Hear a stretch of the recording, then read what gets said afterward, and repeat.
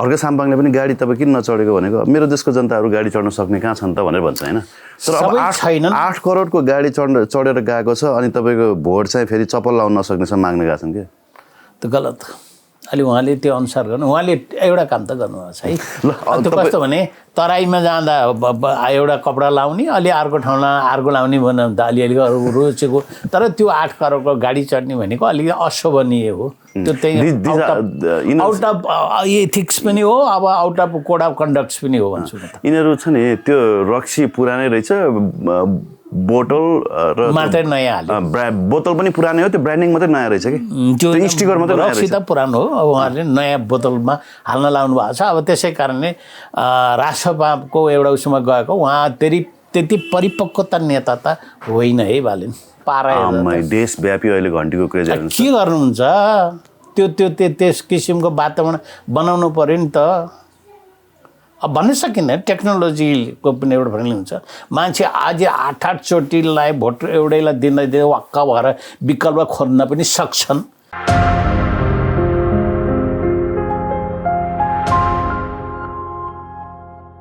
$73 पुगिसक्नुभयो। अब देश जल्नुभन्दा पछाडि होइन, अनि त्यत्रो बालबच्चाहरूको हत्या हुनुभन्दा पछाडि तपाईँसँग कुरा गर्न पाएको छैन। I think it's been a while, धेरै भयो। अब त्यो दिनमा म बाइ द वे आफ्नो पितृकार्यको लागि हाम्रो सामूहिक पितृकार्य गर्ने चलन छ। देवघाटमा थियौँ, जुन देवघाट भनेको हाम्रो 5-6 जिल्लाको सङ्गम पर्छ। त्यो हाम्रा दाजुभाइको ग्यादरिङ त्यहाँ थियौँ। अनि त्यो दुःखद समाचार सुन्न थालियो। अनि म 24 गते चितवनबाट हिँडेको, यहाँ 26 गते मात्रै घर आइपुगेँ।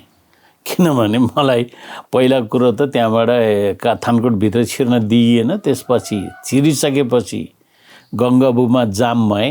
जाम भन्नाले त्यहाँबाट भेहिकलहरू साधन भएन। अनि अर्को 26 गते भाइको एउटा बाइकको सहाराले बल्ल घर आइपुगेँ।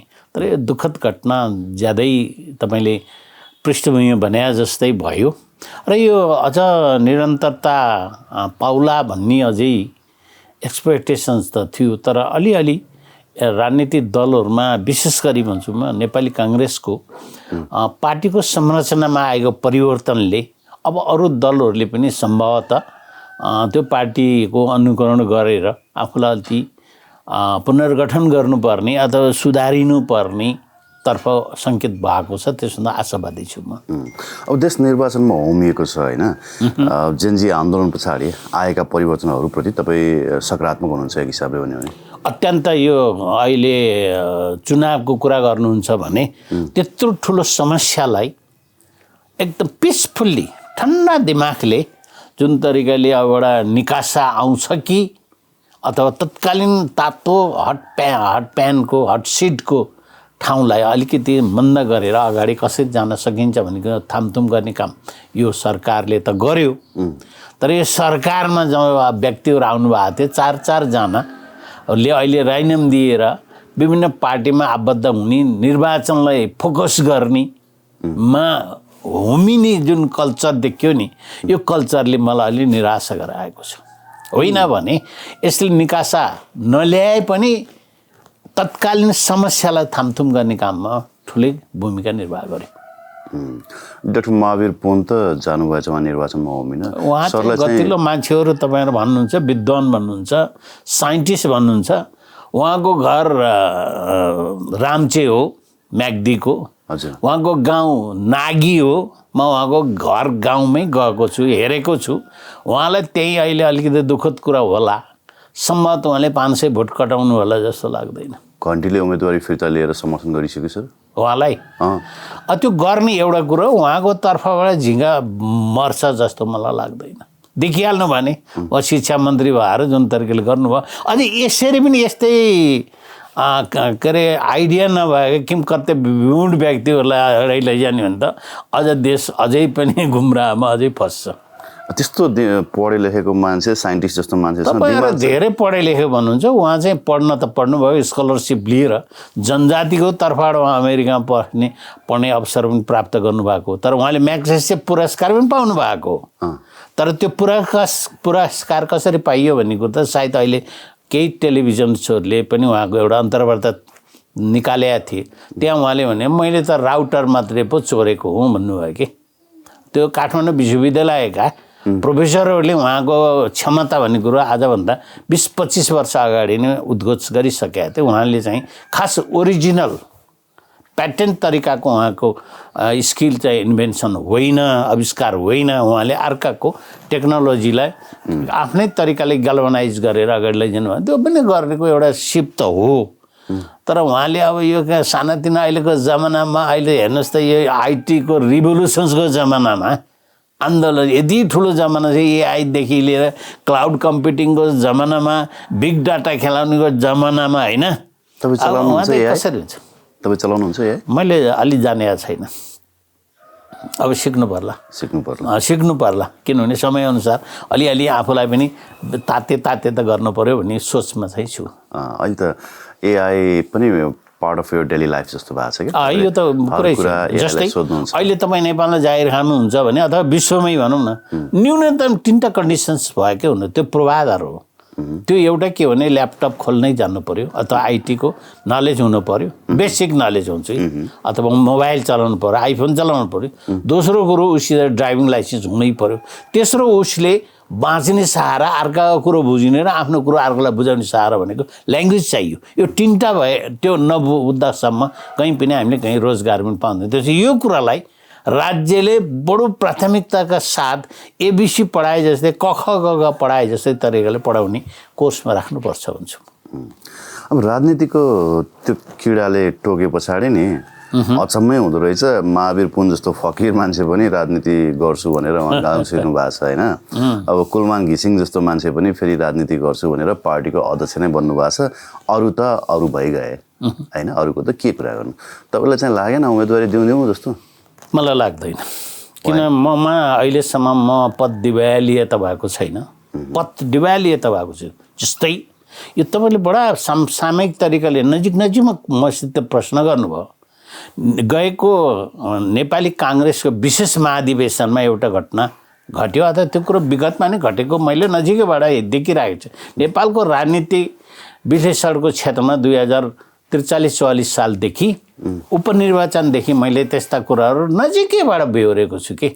अब जस्तै त्यो पहिला उदाहरणको कुरा प्रोफेसर नभन् प्रकाश चन्द्र लोहनी जस्तो नेपालको पहिलो अनुसन्धान केन्द्र सेडाको विद्वान हो, उहाँ अनुसन्धानकर्ता हो, लगायत धेरै यस्ता प्रोफेसरहरू आफ्नो हैसियत के हो भन्ने कुरा पनि थाहा नपाई पनि चुनावमा हालिन्छ। त्यसो भने इन्डियाको एउटा मैले गीत सुनि गरेको छु, प्यार में कभी कभी पागल हो जाता है भने जस्तै जब यो पोलिटिक्स अथवा चुनावको समयमा उहाँहरू आउनुहुन्छ नि, त्यतिखेर यी विद्वान बनाउँदाहरू पिएचडी होल्डर, एमबिबिएस डाक्टर त ब्याचलर मात्रैको हो, एमडी पनि हुन्छन् तिनीहरू होइन, तर पिएचडी होल्डर विद्यावारिधि भएका डाक्टरहरू अलिकति घटना कसरी घट्छ, त्यो सत्य तथ्य के हो भन्ने पनि आङ्कनै नगर्ने फदाइलेको देख्छु। जस्तै नेपाली काङ्ग्रेस विशेष महाधिवेशनलाई नजरअन्दाज गर्नुभयो नेपाली काङ्ग्रेस सत्तापन पक्षले।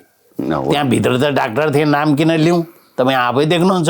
उहाँहरू त अग्रपङ्क्तिमा आएर त्यो सत्तापन के अरे गगन थापाको समूहले माग गरेको 40% ऊ पाएर अथवा म्यान्डेट लिएर दर्ता गरेको कुरालाई उहाँले नजरअन्दाज गर्नुभयो। वैध छैन, यो छैन भनेर उहाँले गएर विशेष अधिवेशनलाई पनि त्यस्तो नकार गर्नु र अन्तमा गएर उहाँले सर्वोच्चमा गएर पनि अझै रिट हाल्न पनि जानुभएको छ भने उहाँहरू जस्तो विद्यावारिधि होल्डरहरूको त्यो डाक्टर लेखाइमाथि मलाई शङ्का लाग्छ। त्यसै कारण तपाईँले प्रश्न जगाएको कुरो के हो त भन्दा यो राजनीतिमा गइसकेपछि एक किसिमको त्यो अरू खाएर लाग्छ, यो देखेर लाग्ने हो कि सुनेर लाग्ने हो, मान्छेको एउटा मनस्थितिमा उथल पुथल गर्दो रहेछ। कस्तो हुँदो रहेछ नि, तपाईँलाई सिद्ध्याउने चाहिँ तपाईँको आफ्नै मान्छे हुँदो रहेछन् कि। अब हेर्नुहोस् न, त्यहाँ केही भाइहरूले त राजनीतिबाट सन्यास लिने बेला भएको थियो, अब सन्यासै उनीहरूलाई बनाइदिइहाले होइन। सन्यासतर्फे होइन, उहाँहरूलाई पहिले तर केही भाइहरूले त धोका दिएका रहेछन्, गगनसँगको सेटिङ रहेछ भन्ने कुरा क्लियर भइहाल्यो नि। खेर अब नेपाली काङ्ग्रेस एमालेको कुरा गरेर बसेर नि साध्य लाग्छ यो देशमा सर। अब उनीहरू कुरा गर्न लायक यो एउटै शब्द काफी छ। धेरै व्यक्तिहरूले, विद्वानहरूले, मिडियाले उहाँहरूलाई धेरै बारम्बार भनेको छ तपाईँ उमेर माथि गयो, तपाईँ बारम्बार पद पनि ग्रहण गरिसक्नुभयो, अवसर पनि प्राप्त गर्नु, अब तपाईँ कि सचिनुहोस् कि थच्चिनुहोस् भन्थ्यो, अब थच्चिए। अब थच्चिए तर सचिन्छ कि सचिँदैन अब बाँकी रहेको भन्ने कुरामा प्रश्न छ। मलाई त सचिन्छन् जस्तो लागेन। तर के भने उहाँहरूले नबुझेको, उहाँहरू जति महत्त्वकाङ्क्षी हुनुहुन्थ्यो नि, उहाँहरूले जस्तो सङ्घर्ष गरेर आउनुभयो, सङ्घर्षको एउटा पाटो छ, त्यस पछाडि महत्त्वकाङ्क्षाको अर्को अध्याय छ। त्यो महत्त्वकाङ्क्षा चाहिँ नयाँ पुस्ताहरूमा पनि छ है। म जुन किसिमको शेर हुँ, यी नयाँहरू त्यसको डबल महाशेर हुन् भन्ने कुरा चाहिँ उहाँहरूले बिर्सिनुभयो। त्यसकै चाहिँ अर्को रूप देखियो। होइन, उहाँहरूले सङ्घर्ष गर्नुभएको थिएन, अलिअलि उक्साउने काम त गर्नुहुन्थ्यो। तर त्यो नेपालमा सङ्घर्ष भने तपाईँले हेर्नुहोस् है, 36-37 सालको काण्ड पनि विद्यार्थीले गरेको, अनि पछि 46-47 सालको काण्डहरू अथवा परिवर्तनलाई पनि विद्यार्थीको अग्रभूमिका भएको थियो अथवा युवा सम्पङ्क्तिले गरेको। तर अहिले आएर यिनले, यी दलहरूले तिनीहरूको भूमिकालाई नजरअन्दाज गर्दाखेरि अहिले यस्तो दुर्घटनामा गयो। यो 23-24 गतिको पनि नजरअन्दाजै हो। नयाँ पुस्ताले नेतृत्वलाई एउटा अवसर दिन्छन् भन्ने कुरा उहाँले बुझ्न नसकेको। कस्तो इन्ट्रेस्टिङ कुरा जोड्नु भयो। 36 सालको जनमत सङ्ग्रह गराउनको लागि जुन विद्यार्थी आन्दोलन भयो, त्यहाँ पनि अग्र मोर्चामा विद्यार्थीहरू मारिएका थिए त्यति बेला? थियो नि, असल के अरे कलेजमा मारिएको थियो होइन। अनि त्यही भएको कारणले आन्दोलन र 46-47 सालमा त काठमाडौँ व्यापी रूपबाट विभिन्न विद्यार्थीहरू मारिए।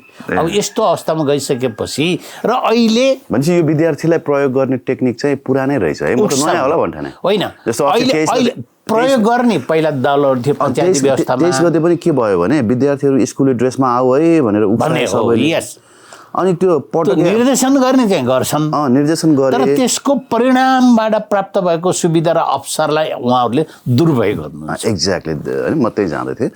त्यो स्कुले विद्यार्थीका आएका विद्यार्थीहरू चाहिँ कहाँबाट प्रयोग भए, अनि पटकै आन्दोलनकारीहरूले त्यसलाई घुसपेट गराए, त्यो आन्दोलनलाई तपाईँको उत्शृङ्खल गराए होइन।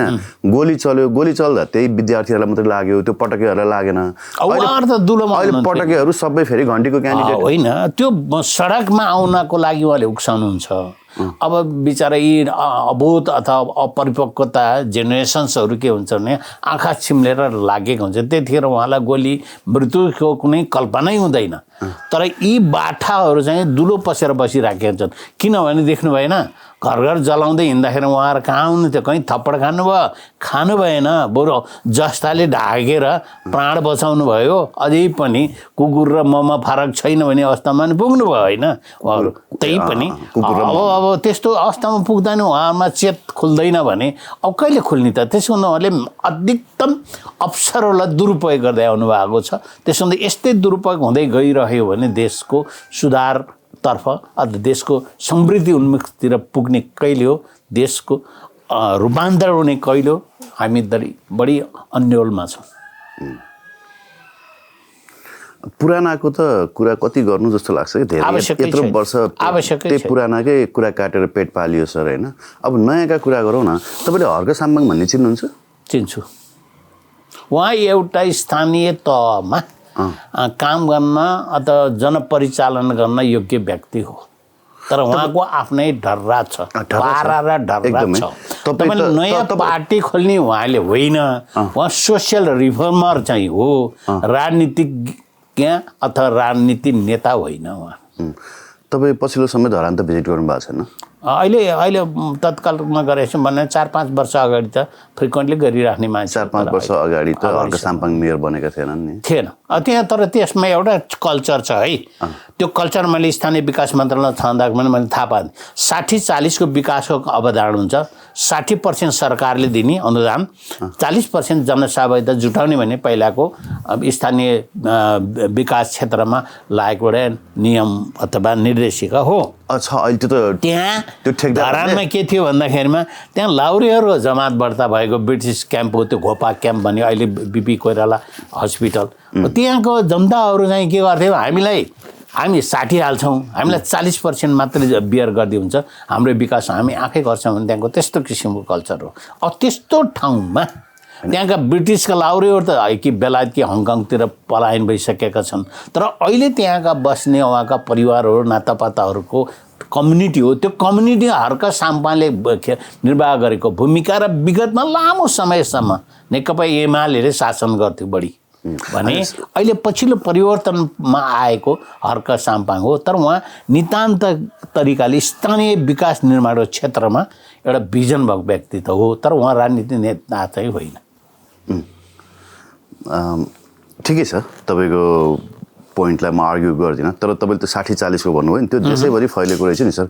देशैभरि त्यो जो जग्गा पोलिसी नै थियो होइन, भूमाफियावालाहरू छन् नि, त्यो भूमाफियावालाहरूले 60 सरकारको 40 आफ्नो, अनि जनताको जग्गा लिने, अनि 60 जनतालाई 40 आफ्नो। त्यो विकृतितर्फ कुरा गर्नु त भने त्यस्तो अर्थ के हो त भन्दा त्यो जग्गाहरू प्रयोग गर्ने कुरामा जनप्रतिनिधिहरूको संरक्षकत्वमा अथवा स्थानीय सरकारलाई प्रयोग गरेर धेरै कुराले गर्छ। अहिले यहीँ काठमाडौँ उपत्यकामा देखिन्छ नि त, नदीको छेउछाउमा बसेका सुकुम्बासीहरू हिजो 46-47 साल 42-43 सालदेखि नै नानीमाया दाहाल जस्ता मान्छे लएर राखेका सुकुम्बासीहरूलाई अहिले चाहिँ जग्गा दिलाउने परिणत भएको जस्तै यो थापाथलीकै क्षेत्रमा बालेनले हटाउन सकेनन् नि, किनभने त्यहाँ पार्टीका क्याडर्सहरू छन्, पार्टीकै त्यस्ता ठेकदारहरू छन् जसले त्यो जग्गालाई सार्वजनिक सम्पत्तिलाई उहाँले प्रयोग गरेर लाल पूर्जा निकालेर बसेका हुन्छन्। जस्तै त्यस्तै मध्येमा पर्छ नि एसबी कलेज पनि त त्यस्तै हो। एसबी कलेज कसको हो भन्ने कुरा नै विचार गर्नुहोस् न। त्यो लाल पूर्जा भएको ठाउँ हो, त्योभन्दा सायद 15-20 मिटर उत्तरपट्टि विगतको त्यो पर्खाल छ, खोलालाई छुट्टाएको पर्खाल, त्यो खोलालाई छुट्याइएको जमिनमा अहिले जुन बस्ती बसेको छ त्यो कसले उठाउने र लाल पूर्जा प्राप्त गरिसकेका छन्। यस्तो दुरुपयोग गर्ने कुरालाई तपाईँले सङ्केत गर्नुभयो। अब त्यो भएको कुरो त के मल्टी पार्टी रेस्टोर भइसकेपछि अथवा पुनर्स्थापना भइसकेपछि धेरै चाहिँ यस्ता सार्वजनिक सम्पत्तिहरू अतिक्रमण गर्ने, त्यसलाई व्यक्तिगतकरण गराएर लाल पूर्जा प्राप्त गरेर ठुल्ठुला पार्टीकै व्यक्तिहरू, अब यतिसम्म त तपाईँले थाहा पाएन भने अब यो एउटा के अरे माधवका नेपाल फसिएको एउटा जुन बालुवाटारको जग्गा काण्ड छ नि, अति पनि के हो भन्दाखेरि सार्वजनिकलाई व्यक्तिगततर्फ रूपान्तरण गर्ने काण्ड होइन र त्यतिसम्म सरकारको क्षेत्रमा बसेका व्यक्तिहरू, पावर लिएका व्यक्ति, अख्तियार लिएका व्यक्तिहरूले नीति बनाएर निर्णय गरेर मन्त्री परिषद निर्णय गराएर व्यक्तिकरण गर्ने काम पनि गरेनन् र त्यसै कारणले अहिले आएर हामी त्यसको परिणाम अझै यो विधिको विधानको विपरीत किसिमको शासन दण्डहीनता र विधि विधानको कुशासनमा फसिएको अहिले हाम्रो सरकार अथवा हाम्रो शासकहरूको परिणाम हामीले भोग्नु परिरहेको छ। हाम्रो गाउँतिर पनि तपाईँको त्यो सरकारी जमिन मिचिँदाखेरि होइन हामीले विरोध गऱ्यौँ, होइन खुब विरोध गऱ्यौँ। पछि त्यो विरोध गर्ने त्यो समिति बन्दो रहेछ नि, त्यो समितिलाई हिसाब उपभोक्ता समिति के त्यो सङ्घर्ष समितिसँग कुरा मिलिसकेपछि उल्टो मलाई फोन गरेर थर्कायो के भन्यो भने त्यो बालुवाटार बेच्दा चाहिँ तिमीहरू केही गर्न सक्ने, यहाँ गाउँमा यति सानो जमिनको चाहिँ विरोध गर्ने, अब चुप लागेर बस भनेर मलाई थर्काइदिए। अहिले तपाईँले एउटा कुरा भइराखेको छ, अहिले भर्खर सर्वोच्च अदालतले एउटा फेरि विगतको विगतको निर्णयलाई बदर गरेर फेरि 20 मिटर कायम गर्न नपर्ने भन्ने किसिमको जुन एउटा फैसला फेरि ल्याए नि, यो के हो भने त्यो माफियाहरूको घुसपैठभित्रको नतिजा हो भन्छु मैले। अनि बिचरा माफियाहरूको उठीबास लाग्छ अरे। अनि त्यसमा अहिलेको हाम्रो अदालतमा काम गर्ने, न्याय क्षेत्रमा काम गर्ने व्यक्ति पनि के हुन्छ, पार्टीका व्यक्तिहरू प्रतिनिधित्व भए जस्तो किसिमको निर्णयहरू फैसलाहरू हामीले भोग्नु परेको छ कि त्यसै कारणले यो हामी असल शासनको कुरा गर्छौँ, सुशासनका कुरा गर्छौँ, तर सुशासनको पहिलो मापदण्ड भनेको विधिको शासन हो। विधिको शासन भएन, भ्रष्टाचार नहुनु भन्ने कुरा, पारदर्शिता हुनु भन्ने कुरा हो। तर यस्तो कुराहरूमा चाहिँ तुर्लुम्मै सरकारले आँखा बन्द गरेर अगाडि चलिराखेको छ। त्यस हुँदाखेरिमा नेपाली जनताहरू धेरै मर्कामा छन् र कुशासनको परिणामले पीडित हुनु परेको छ र आगामी दिनहरू केही वर्षहरूसम्ममा यो देशमा परिवर्तनको आवाजतर्फ उन्मुख होला भने त मलाई अपेक्षा छ। तर अब तुरुन्तै यसको रिफर्म हुनेवाला छैन। जबसम्म यसको मेकानिजम अथवा नेपालको संविधान 72 मा जारी भएको संविधानभित्रका निर्वाचन प्रणालीहरू त्यो भित्र भएका कमी कमजोरीहरूलाई पुनरावलोकन गरेर संशोधन गरिँदैन तबसम्म देश अगाडि बढ्नेवाला छैन। पनि म त यो कुरामा अग्री नै छैन सर। आजकल चाहिँ मलाई के लाग्यो भने जबसम्म जनताको चेतना पलाउँदैन नि तबसम्म तपाईँले जति थान संविधान ल्याउनुहोस् होइन, चेतना नपलाएको न पलाएको छ। तर उहाँहरू के गर्नुहुन्छ भने उहाँका बिचौलिया हुन्छन्, पार्टीका बिचौलिया छन् नि। अहिले त पार्टीको तर्फबाट उहाँहरू चाहिँ व्यापारी समेत पार्टीमा समावेश हुने अथवा सहभागिता भइदिने। विनोद चौधरीलाई के आफ्नो व्यापार गरेर बसी हुँदैन र उद्योग व्यवसाय चलाएर हुँदैन। मिनबहादुर गुरुङलाई आफ्नो व्यापार चलाएर बसी हुँदैन न। पार्टीकै नेता के अरे लठ्ठेत बन्नुपर्छ भन्ने छ। कन्स्टिट्युसनल राइट्सको कुरा होला हैन, कन्स्टिट्युसनल राइट्सको कुरा होला। त्यही पनि आफ्नो नैतिकता पनि हुन्छ नि, कन्स्टिट्युसनल राइट मात्र एभ्रिथिङ हो। लिगल अब्लिगेसन मात्रै हैन, तिमीसँग मोरल अब्लिगेसन पनि हुन्छ। तिमीले आफ्नो मोरल पनि टेस्ट गराउनु पर्छ हैन। तर के गर्ने सर, बरु व्यापारीले त राजनीतिमा आउनु ठिक नहोला तर उनीहरूले आफ्नो संवैधानिक धारा प्रयोग गरे। तर एउटा व्यापारीको गाडी चढेर 8-8 करोडको गाडी चढेर फेरि नयाँ भन्ने हिँड्छ भने अनि नयाँ को छ भन्दै हुनुहुन्छ त? बालेन शाह नयाँ होइन, नयाँ भन्नुपर्छ मैले। किन भन्दा उहाँ त पहिला कुनै पार्टी विशेष हुनुहुन्थेन। त्यही भएर उहाँले काठमाडौँको महानगरपालिका मेयरमा निर्वाचित हुन अवसर पाउनुभयो। तर उहाँ त राष्ट्रपाको अहिले के अरे वरिष्ठ व्यक्ति हो नि त, नेता भने राष्ट्रपा भनेको टेस्टिफाइड होइन र। 5 वर्ष झन्डै 3 वर्ष 4 वर्ष त पार्टी सञ्चालन गर्दै आएर कहिले प्रचण्डको सरकारमा समावेश हुने, कहिले प्रचण्ड सरकारलाई के अरे समर्थन गर्ने, कहिले कसलाई समर्थन गर्ने, यिनीहरूको त टेस्टिफाइड अफसर होइन नि त। त्यसमा राष्ट्रपालाई नयाँ पार्टी नभन्नुहोस्, भए एउटा उज्यालो पार्टी हो। राष्ट्रपाले अलिक छिटो सरकारबाट बाहिरिनु पर्यो होला। तर यहाँ मैले अघि जुन भने नि सर, सबैभन्दा पहिला चाहिँ जनता सुध्रेनन् भने काम लाग्दैन भने के पढे लेखेका युवाहरू, इन्जिनियर, डक्टरहरू सामाजिक सञ्जालको कमेन्टमा के भन्छन् भने बालेनले 8 करोडको गाडी व्यापारीको चढेर त के भयो त भन्छन् क्या। अस्ति 23 गतेको जेनजी आन्दोलन तिमीले त्यस्तै गरी नेपोकिड्सहरू भन्दै त्यही व्यापारीको पैसामा हालिमुहाली गर्ने नेताका छोराछोरीहरूको बारेमा जिहाद छोडेका होइन हो। ती मरेका जेन्जी जो छन् नि, ती मरेका जेन्जीहरू चाहिँ त्यसकै विरुद्ध लडेका हुन् नि, त्यसकै विरुद्ध रगत बगाएका हुन् क्या। अनि आज बालेनले त्यो गर्दा पनि के भन्छन् ती लठुवाहरू पनि, ए तेरो बाउको सम्पत्ति चढ्या छ र। अब यो अहिले यो हुलमुलका कुराहरू हो तपाईँले भनेको कुरा। किनभने यो अब सत्य तथ्य कुरो के हो, 8 करोडको कति करोडको अब मालपानी भन्ने त्यो एउटा के रहेछ व्यापारी, त्यो व्यापारीको गाडी। मिडियाका कुराहरू चाहिँ अब सबै अथेन्टिक हुन्छन्। नै उहाँले स्वीकारिसक्नु भएको छ मालपानी भन्ने जो हुँदो रहेछ करेन्ट चाउचाउको मालिक, उहाँहरूले दुईटा ल्याएको। भोलिको बेनिफिट कसरी आउँछ अथवा फाइदा कसरी आउँछ भने त्यो इन्भेस्टमेन्ट हो। त्यो व्यापारीहरूले बालेनमाथि गरेको लगानी हो। त्यो यस्तो कुरालाई तपाईँले भनेको भ्यालिड होइन, यसलाई नैतिकताको रूपले हेर्ने हो भने यस्तो अफसरलाई अलि टाढा राख्नुपर्ने हो। त्यहाँ लिगल अब्लिगेसन नहोला तर मोरल अब्लिगेसन होइन। त्यो लिगल अब्लिगेसन निर्वाचन आयोगले त्यस्ता कुरा वाच गर्नुपर्छ। अनि निर्वाचन आयोगको आचार संहिता छ नि, त्यो आचार संहिताभित्र परेको हुनुपर्छ। नेपोकिड भन्दै ट्रेन चलाएर त्यत्रो मान्छे मारेको, अनि त्यो त के भयो? अब त्यो तपाईँले आन्दोलन भनिराख्नु भएको छ। नेपालका धेरै मिडियाले आन्दोलन भन्छ। 23-24 गतेको आन्दोलन भन्नुभएको छ, तर मैले आन्दोलन भन्दिनँ, माफ गर्नुहोस्। के थियो? म यो एउटा जेन्जीहरू विद्रोह हो। विद्रोह र आन्दोलन फरक चिज हो। किन? विद्रोह भनेको भित्र उकुस भएका उहाँहरूलाई लागेका कुराहरू, उहाँले बिहोर्नु परेका बाधा अडचनहरूको फुकाउहरू। उहाँले सिम्पली के माग गरेको भने नेपालमा सुशासनको आवश्यकता चाहियो, भ्रष्टाचार भयो, सेवा प्रवाहमा भ्रष्टाचार व्यापा भयो, यसमा सुधार होस् भन्ने गुनासो अगाडि लिएर आएको विद्रोह चाहिँ हो। अथवा तत्कालीन सरकार र सरकार सञ्चालकहरूलाई अथवा दलहरूलाई ध्यानाकर्षण चाहिँ हो। तर त्यसलाई तपाईँहरू बढी व्याख्या गर्नुहुन्छ यो आन्दोलन हुन्छ। आन्दोलन भने त सिस्टम परिवर्तनमा त उहाँले खोज्नु भएको होइन।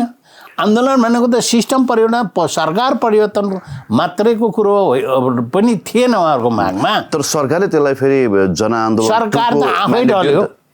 सरकार त आफै ढलेको नि। नै यो सरकारले, अहिलेको सरकारले चाहिँ यसलाई जनआन्दोलनको म्यान्डेट दियो नि त। जनआन्दोलन अब भन्यो नि त। यो त्यतिखेर क्राइसिस म्यानेज गर्नलाई के नाम दियो यो र क्राइसिस म्यानेज अहिले मैले पूर्व सन्ध्यामै भनिसकेको थिएँ कि क्राइसिस म्यानेजमेन्टको लागि जेएनजीओले सिफारिस गरे व्यक्तिहरू त्यहाँ सरकारमा सामेल पनि भए तर तिनी पनि त फेक रहेछन् नक्कली त रहेछन् नि भन्ने कुरो त अहिले यो निर्वाचन र सङ्घारमा आएर अन्तिममा आएर फटाफट राजीनामा दिएर चच्चरजना फेरि राजनीति पार्टीमा सम्बद्ध हुन जानु र निर्वाचनमा सरिक हुनु भनेको त नक्कली जेएनजीका रहेछन् जेएनजीले त के बुझेको थियो त्यसै कारणले मैले यस आन्दोलन भन्दिनँ 23-24 गरेर त्यो त एउटा विद्रोह थियो विद्रोहको नेतृत्व अथवा भोइस लिएर आएको चाहिँ जेएनजीहरूले हो त्यहीभन्दा माइती घरबाट बानेश्वर चोकसँग उहाँहरूको चाहिँ विद्रोहको प्रदर्शन चाहिँ थियो तर आन्दोलन थिएन उहाँले न सत्ता परिवर्तन खोजेका थियो न के अरे राजनीति प्रणालीमा सुधारको कुरो खोजेको थियो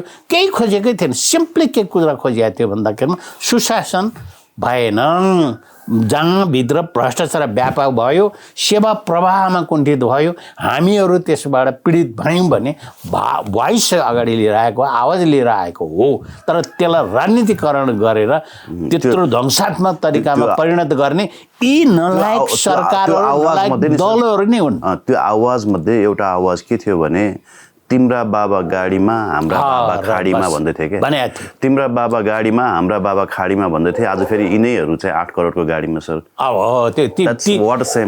त्योलाई फेसिलिटेट गर्ने व्यक्तिहरू नै त्यत्रो 8 करोडको भेहिकल चढेर फेरि कसैको लहैमा हिँड्नु भनेको चाहिँ त्यो एकदम घातक छ फेरि यो कुरा भन्दा पनि फेरि होइन बालेनले 8 करोडको गाडी चढ्नु भनेको के हो 8 अरबको चढ्छ भनेर जसले उचाल्छ नि अनि त्यो मान्छे जनता नै पहिला बालेनले 8 करोडको गाडी चढ्ने बालेनले आछि गर्यो भने पनि चढेको भए हुन्थ्यो म त्यो भन्छु हिजो चढेको भए हुन्थ्यो हिजो चढे भए तर हिजो पनि व्यापारीको चढ्न मिल्दैन थियो होइन हिजो आफ्नै चढे भए भन्छु मैले कसैको चढ्ने आज पनि आफ्नो चढेको भए त ठिक हो म त्यही तर व्यापारीको चढ्यो नि त सर व्यापारीको चढ्ने त आफ्नो त उनले नैतिकता होइन त्यो त आचार संहिताले समात्नुपर्छ भन्छु म त उनले त डिफेन्डर होइन ह्यामरै चढेको भए पनि हुन्थ्यो त्यसो हुँदा म त के भन्छु आफ्नो सम्पत्ति भित्र 8 करोड नै 12 करोड जडे पनि हुन्छ तर व्यापारीको चढ्न पाएन तर व्यापारी भनेको त सिधै अर्काको बुई चढेर अर्काको मलाई हिजाबबाट फेसिलिट भएर जनतालाई ठग्ने तरिका हो यो द्याट्स करप्सन हो नि त त्यो त करप्सन भइगयो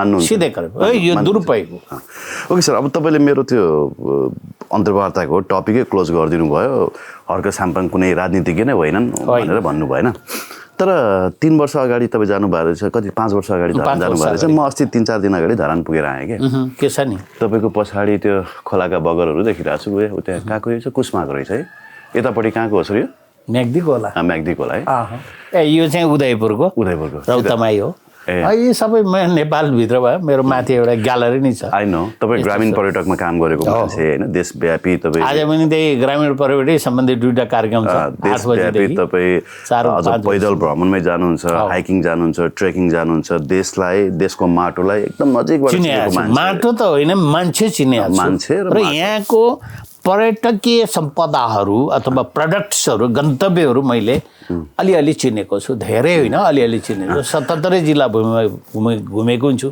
अबाउट 600 त पालिका पनि टेक्या होला म त त्यति धेरै घुमेको छुइनँ सर होइन तर अस्ति यो मदन भण्डारी हाइवे आउँदै गर्दा नि 3-4वटा कुराहरू देखेँ कि एउटा त्यो चिस्यान खोलाको बगर त्यो बेला बेलामा के हुँदो रहेछ भने कटारीतिर होइन त्यो लेटाङ त्यो के हुँदो रहेछ बर्खे भेल आउँछ अनि पछि हिउँदमा सुक्छ अनि बर्खे भेल उर्लेर आयो त्यसले धेरै कटान लान्छ अनि तपाईँको पछि हिउँद भएपछि पानी कम हुन्छ बगर रुखो हुन्छ उजाड हुन्छ ठुला ठुला ढुङ्गाहरू बगार्दै आउँछ ढुङ्गा बेच्नपट्टि लाग्छन् फेरि बेच्नपट्टि लान्छन् उत्खनन गर्नतर्फ लाग्छ यता इन्डिया पुर्याउँछन् यता तपाईँ धरानमा आउनुभयो भने सर्दु खोलाको त्यही हालत होइन त्यस पछाडि अलिकति यता आउनुभयो भने कोशीको त अब हामी कुरा नगरौँ कोशी पछाडि अरू धेरै यो महाभारतबाट बगेका र यो चुरेबाट बगेका त्यस्ता खोला म भन्छु नि त्रिजुगा खोला होइन अथवा त्रियुगा खोला कमला खोला होइन मरिन खोला बागमती खोला होइन यस्ता धेरै बगरहरू रहेछन्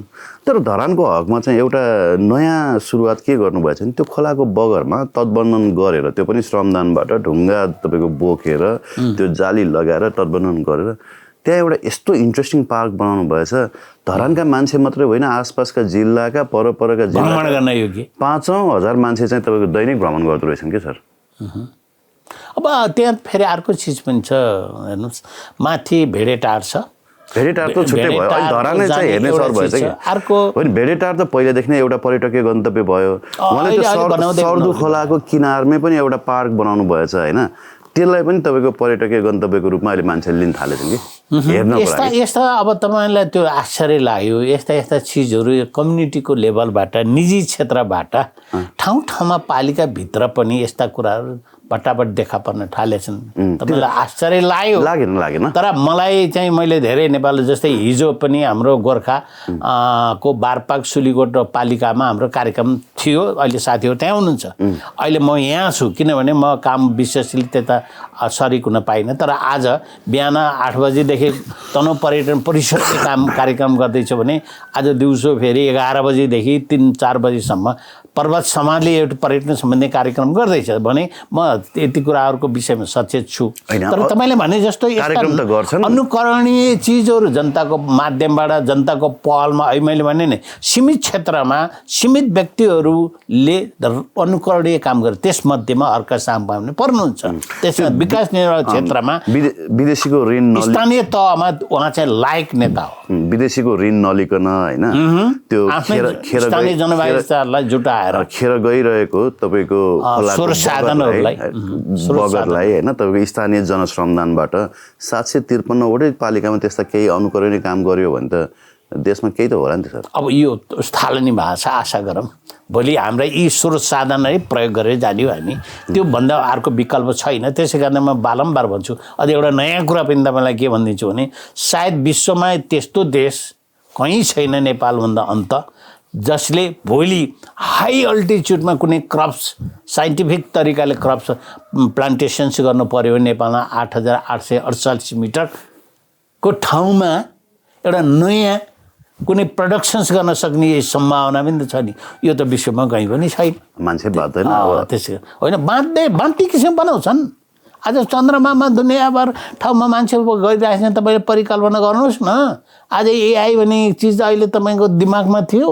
आज यो जेन्जी आन्दोलन भनेको यिनीहरू कुनै राजनीतिक दलको आन्दोलन हो? मलाई बारम्बार तपाईँले सोध्ने गर्नुहुन्थ्यो कि अब के हुन्छ, नागरिक विद्रोह हुन्छ भन्थेँ मैले। सिभिल अनरेस्ट हुन्छ। सिभिल अनरेस्ट भइसकेपछि यो पार्टी सार्टीका कुरा पनि हराउँछन्, सरकार पनि हराउँछन्। त्यसलाई चाहिँ एउटा आफ्नै किसिम स्ट्रिमबाट अगाडि आउँछ भनेको त नभन्दै आयो। अरू कसैले ढाल्न नसकेको सरकार त 24-25 घन्टामा आफै उत्तार्नु पर्यो। यस्तो अवस्था पनि आउँछ। त्यसो हुँदा जनताले जे पनि परिवर्तन गर्न सक्छ। यो जनताको हातमा छ, जनताको मस्तिष्कमा छ। साइन्टिस्टहरू त्यसै भएका छैन, त्यसो भने साइन्टिस्टहरूले गरेर देखाउँछन् भोलि। ओके, सुन्नु न, दुईवटा कुरा के, नयाँ होस् या पुरानो, सबैको एजेन्डामा पर्यटन हुन्छ। पर्यटनको बारेमा तपाईँसँग लामो कुराकानी मैले गरेको छु, 2-3वटा सिरिजै छ होला सायद होइन। अस्ति जनकपुरमा भाषण गर्दै गर्दा पनि अहिलेको प्रधानमन्त्रीको उम्मेदवारै भनौँ न, प्रधानमन्त्रीको लागि अहिले सबैको प्रधानमन्त्री छन्। सबैको प्रधानमन्त्री 4-5 प्रधानमन्त्री छन्। बालेन शाहले के भन्नुभयो भने 10औं करोड मान्छे चाहिँ जनकपुर धाम ल्याउन सकिन्छ। 10औं करोड पर्यटक, भारतीय पर्यटकहरू अथवा धार्मिक पर्यटक, त्यो किसिमको आकर्षण बनाइदिनु पर्यो। हुन्छ, सम्भव छ। नेपालमा मक्का मदिना हुन्छ, जेरुसलम पनि हुन्छ, नेपालमा नहुने होइन, बुझ्दछु म। तर हामीले लुम्बिनीलाई परिष्कृत तरिकाले आकर्षण गर्न सकिरहेका छैनौँ। त्यही जनकपुर धाममा चाहिँ इन्डियनहरू आउनु भनेको पनि ठुलो हुन्थ्यो नि त। मेरो त्यो कुरा नै पूर्वाधार भएन नि त। मेरो प्रश्न त्यो होइन सर। लुम्बिनी आज पनि तपाईँको विश्वका धेरै बुद्धिस्टहरूको लागि गन्तव्य, त्यो बुद्ध ट्रेयल मध्ये एउटा पर्छ र एउटा पवित्र धाम मध्ये एउटा पर्छ। ट्रेयल पनि भएको छैन अहिलेसम्म त, जस इन्डियाले प्रपोज त गरेको छ, तर पवित्र धाम मध्ये एउटा चाहिँ पर्छ। कोही आफूलाई बुद्धिस्ट त्यसलाई प्रयोग गर्ने मल्टी डाइमेन्सनल गन्तव्य हो। आर्कियोलोजिकल तरिकाले, अब पुरातात्विक हिसाबले पनि त्यो एउटा गन्तव्य हुनसक्छ, सांस्कृतिक तरिकाले अर्को गन्तव्य हुनसक्छ, धार्मिक संस्थाले अर्को हुनसक्छ, अथवा ऐतिहासिक तरिकाले हेर्ने भने त्यो हुनसक्छ। तर त्यसलाई परिष्कृत तरिकाले त्यही तरिकाले बनाउनु पर्यो नि त सरकारले। जसरी मक्का मदिनाको तपाईँको त्यो ट्रेन्ड सुरु नै भएको थिएन। चाइनिज यात्रीहरू एकपटक बुद्ध जन्मेको ठाउँ हेर्न जाउँ भनेर नेपाल आउँथे। कोरियन यात्रीहरू आउँथे, अहिले पनि आउँछन् होइन, जापानिज यात्रीहरू आउँथे। अब अहिले त तपाईँको उडेर आउँछन्, धेरै आउँछन्। अब पशुपतिनाथको कुरा गर्ने हो भने यही भयो इन्टरनेसनल एयरपोर्टै सञ्चालन गर्न सकिराखेका छैन त्यसको मार्केटिङ गर्ने कसरी हो त्यसलाई कसरी प्रमोसन्स गर्ने प्रबन्धन गर्ने कसरी हो भन्ने किसिमका सरकार नहुँदा त अप्ठ्यारो भयो सरले जम्प गराइदिनु भयो क्या जस्तो हामीसँग पशुपतिनाथ छ लुम्बिनी छ जनकपुर धाम छ होइन मैले भन्न खोजेको सबैले त्यो एजेन्डा चाहिँ धार्मिक पर्यटनको एजेन्डा उठाउँछन् अनि हाम्रो तपाईँको जुन एक्चुअल जुन पर्यटन छ नि होइन सिनिक पर्यटन अब के भन्छ त्यसलाई होइन त्यो पिलग्रिमेज टुरिज्म चाहिँ हो धार्मिक पर्यटन हुन्छ ऐतिहासिक पर्यटन हुन्छ यी पर्यटनका विविध विधा हुन्छन् त्यसमा तपाईँले जुन भनिराख्नु भएको छ इन्फ्रास्ट्रक्चर निर्माणमा चाहिँ कुनै नयाँ दल पुरानो दलहरूले हामी यो ठोस कार्य गर्छौँ भनेर कहीँ लेखा देख्नु भएको छ त होइन यिनीहरूको त यो क्याम्पेन एउटा एजेन्डा मात्रै हो यो र्युमर मात्रै फैलाउने हुन् यिनीहरू खास काम गर्ने खोइ त नि भिजन त्यसको अनुका यो योजना खोइ उहाँहरूसित जस्तै अहिलेका धेरै राजनीतिक दलहरू न इतिहास छ तिनीहरूको न तिनीहरूको दर्शन छ न तिनीहरूको नीति छ न सिद्धान्त छ न एजेन्डा छ न कार्यक्रम छ यस्तो तरिकाले नै बतेर मान्नुहुन्छ यी त उही अहिले तपाईँले भने जस्तो यो बर्खामा उम्रने एउटा मूल अनि त्यसपछि सुकेर जाने भुल भने जस्तो त्यस्ता चिजले कहाँ विकास हुन्छ र त्यो त दिगो विकासको पनि योजनाबद्ध तरिकाले हुन्छ भने हामीले अरू देशहरूबाट पनि धेरै कुरा सिक्नुपर्छ अरूले कसरी रूपान्तर गरे चाइनाले कसरी यसरी छलाङ मार्यो नेपालमा त त्यो शब्दै छैन दिगो विकास भन्ने शब्द छैन सस्टेनेबल डेभलपमेन्टको अब हामी बाध्यता छ हामीलाई अब हामी दुईका तरुल होइन दुईटा विकासमा सर्वश्रेष्ठ गन्तव्यतर्फ उन्मुख भइराखेका भारत र चाइनाको बिचमा छौँ हामी पनि जानेर नजानेर ताते गरेर पनि भोलि हामी त्यो क्रममा अगाडि विकास उन्मुखतिर लाग्नै पर्छ यहाँ गन्दा गरेर जहिलेसुकै झगडा गरेर भएका स्रोत साधनहरूलाई आफैले प्रयोग गर्न नजानेर गुज्रिने अवस्था छैन मैले तपाईँलाई फेरि पर्यटनकै प्रश्न अघि कम्प्लिट भएको छैन किनभने तपाईँ ग्रामीण पर्यटनमा काम गरेको मान्छे भएर तपाईँसँग पर्यटन सम्बन्धी धेरै कुरा गरेको भएर पर्यटक मैत्री वातावरण चाहिँ नेपालमा निर्माण गर्नुपर्छ भन्ने नयाँ कुनै पार्टीहरूले एजेन्डा किन छैन देख्दैन मैले त त्यति मात्रै मित्र अहिले एउटा निर्देशिकामा के भने चाहिँ हरेक पालिकाले वार्षिक रूपबाट उनीहरूको योजनाहरू वार्षिक योजना आवधिक योजना बनाउनु पर्छ नि त्यो योजनामा पर्यटनलाई प्राथमिकता राख्नुपर्छ भने चाहिँ नेपालको आर्थिक मेरुदण्डभित्रमा पर्ने के हो भने कृषि जलस्रोत र पर्यटनै हो यो तिनवटा सम्पदा हो कि अहिले कृषि त अब कहाँ अब कृषिमा 2013 सालदेखि अब यो पञ्चवर्षीय योजनादेखि कृषिलाई प्राथमिकता दिँदा खोइ यहाँ केही पनि त्यत्रो भएन उल्टो पहिला नेपालबाट त्यो योजना आउनुभन्दा अगाडि भारतमा निर्यात हुने नेपालका उत्पादनहरूलाई अहिले त्यसलाई रिप्लेस गरेर भारतबाट नेपाल आउनु थाल्यो भने कृषिमा त्यति उत्साहजनक प्रगति भएको त छैन 4 खर्ब अब अलिकति के भने पर्यटनको क्षेत्रमा पहिला सहर केन्द्रित पर्यटन थियो अब गाउँतिर पनि फेरि बिस्तारै गर्छ अहिले तपाईँले भने जस्तो धरानमै त्यो किसिम पार्क आए नि त्यो व्यक्तिहरूको भिजिट्स गर्ने लायकको चिज त स्थानीय जनताले बनाए नि अथवा हर्क साम्पाङको नेतृत्वमा होला अथवा त्यो स्थानीय सरकार नेतृत्वमा भयो भने जनआधारबाट ठाउँ अहिले मैले यो क्षेत्रमा काम गर्न 33 वर्ष भइसक्यो ग्रामीण पर्यटनको क्षेत्रमा त्यसो सल्लाहकार रूपबाट अहिले म छु भने नेपालमा 50 हजार होमस्टेहरू छन् यो देशमा कति होमस्टे छ भने न सरकारसित डाटा छ न कसरी ती चलिरहेका छन् न सरकारसित कुनै स्पष्ट मार्गनिर्देशन छ न नीति बनाइएको छ उहाँहरूको त सहर केन्द्रित पर्यटनलाई मात्र अलिअलि सुविधा हुने अथवा केही हुने तरिकाले बनाइरहनु भएको छ अथाह चिजको यहाँ प्रगति स्पोन्टेनियसली स्वतस्फूर्त तरिकाले भइरहेको छ कि सहर केन्द्रित मात्रै होइन एउटा पर्यटक नेपालमा आएपछि आफूलाई कति सेफ फिल गर्छ ऊ त्यो त पूर्वाधार हो त्यो पूर्वाधार किनभने सबभन्दा ठुलो सेफ्टी त्यसको लागि हामीले के इन्भेस्ट गर्यौँ के हामीले तयारी गर्यौँ त भन्ने कुरा हो क्या मेरो अनि खालि त्यो भाषण दिनलाई मात्रै जसले पनि के भन्छ भने अझ मैले त एउटा राजदूतबाट उहाँकै मुखबाट हामीले कार्यक्रममा उहाँलाई अतिथि रूपबाट एउटा प्रवचन गराएको थियौँ पर्यटन बोर्डमा जापानको एम्बेसेडरले के भन्नुभयो भने हाम्रो कार्यक्रम हो त्यो नेपाल के अरे जापानिजहरू वार्षिक रूपबाट 84-85% जति सबै बाहिर भ्रमण गर्छन् अनि नेपालमा चाहिँ कम आउँछन् भनेको नेपालमा कम आउने होइन धेरै आउनु पर्ने किनभने बुद्ध जन्मेको देश हो यो अझ लुम्बिनी छ त्यहाँ भनेर हामीले भन्दाखेरि उहाँहरू भने नेपालमा हेरेसमेन्ट बढी छ इन्स्टेबिलिटी अथवा अस्थिरता छ जस्तै जहिलेसुकै ब्ल्याक हुने, हडताल हुने अनि अस्थिर सरकार हुने भनेको समयमा हाम्रा ट्रान्सपोर्टेसन मिन्सहरू नपुग्ने अनि एयरपोर्टमा आउने बित्तिकै एउटा क्यारियर त्यो फ्री अफ चार्ज क्यारियर दिएर आफ्नो लगेज लिएर हिँड्ने ठाउँमा त पोर्टर्सले पैसा माग्ने अनि त्यसपछि सेफ्टी के अरे टोयलेटभित्र रेस्टरुममा छिर्दाखेरिमा नाक थुन्नु पर्ने अनि फेरि धुलो धुवाँका कुराले अर्को स्वास्थ्यमा हेजार्ड्स हुने र गन्तव्यमा पुग्न लागि पनि हडताल, ब्लकेड, ट्राफिक जाम अथवा के भएर यस्ता कुरा हुँदाखेरिमा अनसर्टेनिटी भएको कारण नेपाल गन्तव्य त्यति फेभरेबल मैत्रीपूर्ण छैन अथवा फ्रेन्डली छैन भन्ने कुरा उहाँले व्यक्त गर्नुहुन्थ्यो। यो सत्यता ड्रिङ्किङ वाटर पनि अझ उहाँहरूको निर्देशन एयरपोर्टमै थियो अरे, काठमाडौँको होटल हिमालयको पानी बाहेक अन्त ड्रिङ्केबल छैन भने भनिन्थ्यो अरे। यस्ता चिज भनेको सेन्सिटिभ टुरिज्म भनेको त संवेदनशील क्षेत्र हो नि त। अनि ड्रिङ्केबल कहाँ छ त तपाईँको? अब त्यही हो, त्यसै कारण बोतल वाटरै किनेर त्यही त बोतल वाटरमा पनि अब त्यसमा नि शङ्का आयो उनीहरूको त हो। त्यसो हुँदा यो क्षेत्रमा पूर्वाधारको क्षेत्रमा तपाईँले कोट्याएको सही कुरा हो विकास क्षेत्रको बारेमा। त्यसमा पर्याप्त रूपबाट पूर्वाधार हुनुपर्छ। अनि देशै चलाउनेहरूसँग म पूर्वाधारको त के एक्सपेक्टेसन गरौँ? तर एउटा इन्ट्रेस्टिङ तपाईँले याद गर्नुभयो त्यो जेनजी आन्दोलनमा अथवा भनौँ तपाईँले भनेअनुसार जेनजी विद्रोहमा एउटा केटो ब्रिटिस होला, ब्रिटिस नागरिक होला के अरे, मैले नाम बिर्सेँ उनको, पुरै त्यहाँ होइन आन्दोलनमा रमाइरहेको थियो कि। पहिलो कुरा त नेपालको आन्दोलनमा उनी त्यसरी सरिक हुन पाउँदैन, यस्तो उसले नयाँ अनुभव गर्यो। तर उसलाई चाहिँ त्यो के भने विद्रोह पर्यटन भयो क्या। ऊ त आन्दोलन खिच्न आएको जस्तो भयो, एक किसिमको पत्रकार पनि होइन, भ्यालिड लाइसेन्स पनि छैन। अनि नेपालको अनरेस्ट खिच्नको लागि नेपालको संसद भवन जलिरहेको खिच्यो उसले, मजाले मिलियन्स अफ भ्युज कमायो। त्यसले संसारलाई कस्तो मेसेज दियो? अब त्यसले भने नेपाल त प्रिमिटिभ स्टेजमा रहेछ भन्ने दिन्छ।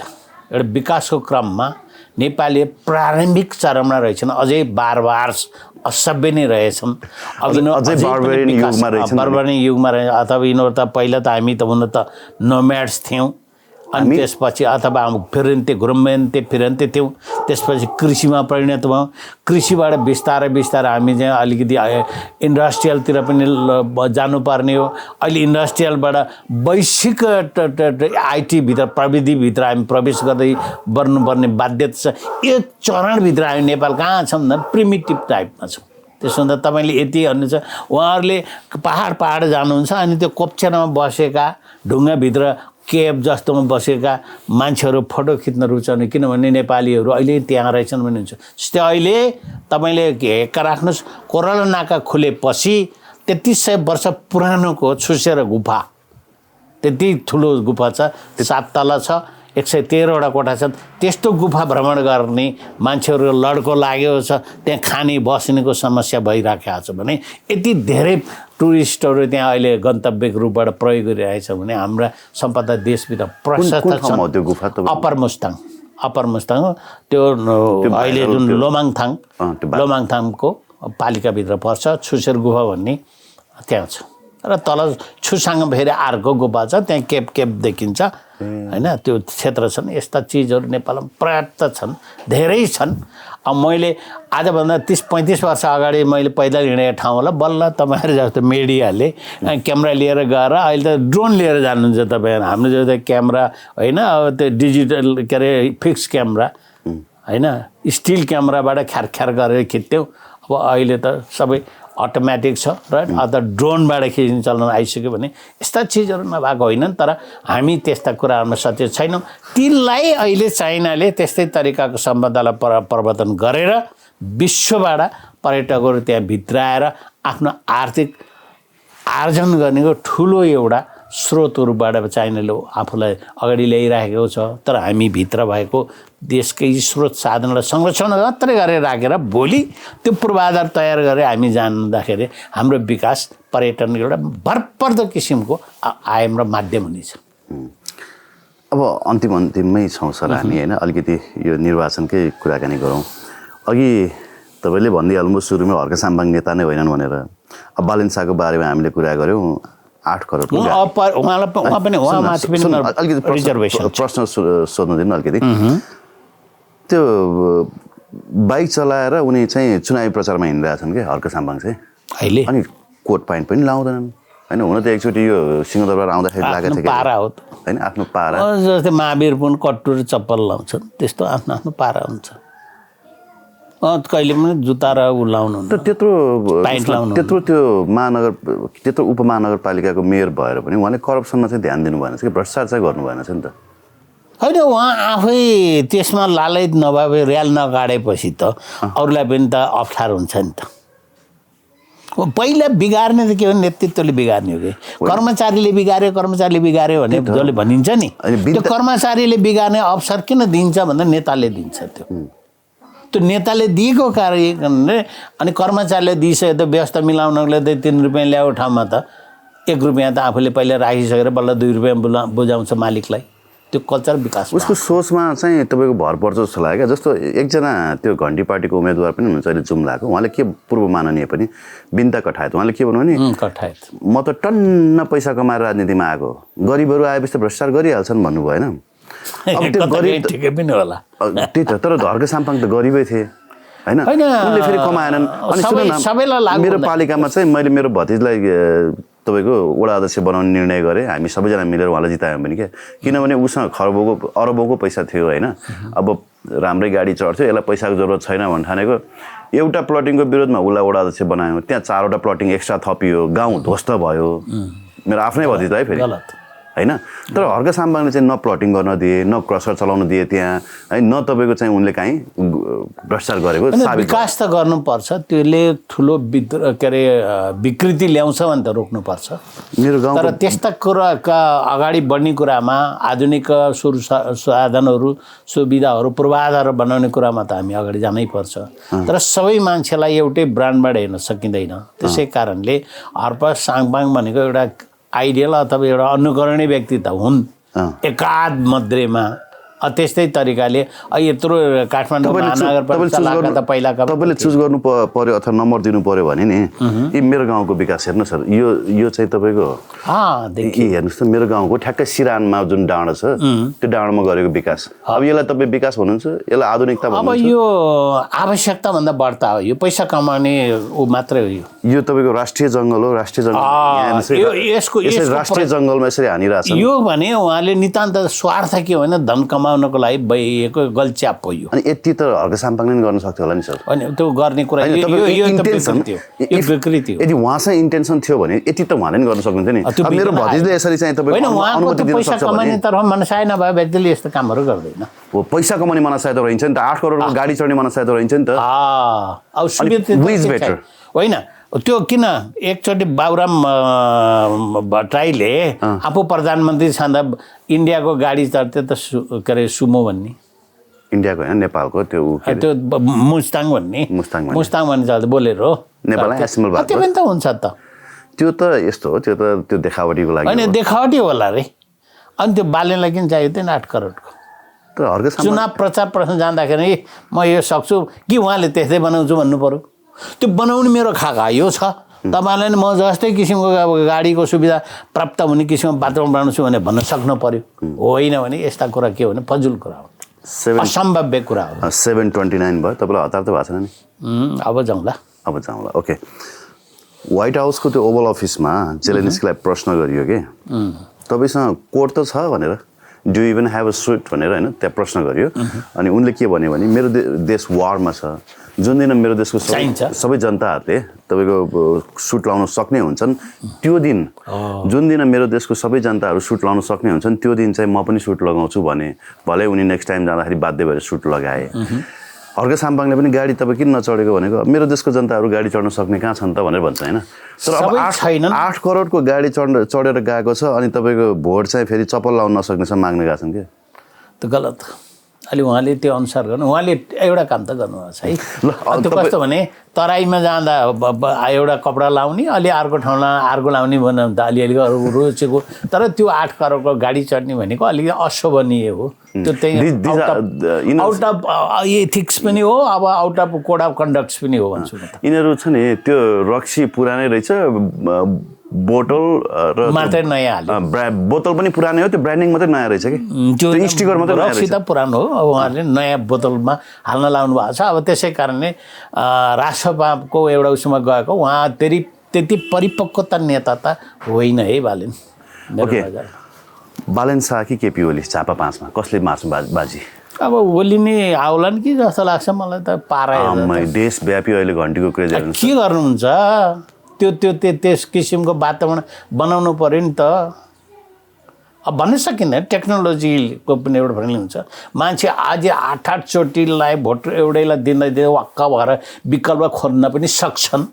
तर अहिलेसम्मको हेर्दाखेरिमा विगतको ट्रेन हेर्दाखेरिमा उहाँले प्राप्त गरेको मतलाई हेर्दाखेरि अब त्यहाँ कम्पिटेटिभ जनजातिका उम्मेदवार पनि छन्। त्यसो हुँदाखेरिमा त्यति सुलभ त छैन विगतको जस्तो। 23-24 हजार मार्जिन ल्याएर जित्ने सम्भव त छैन अहिले।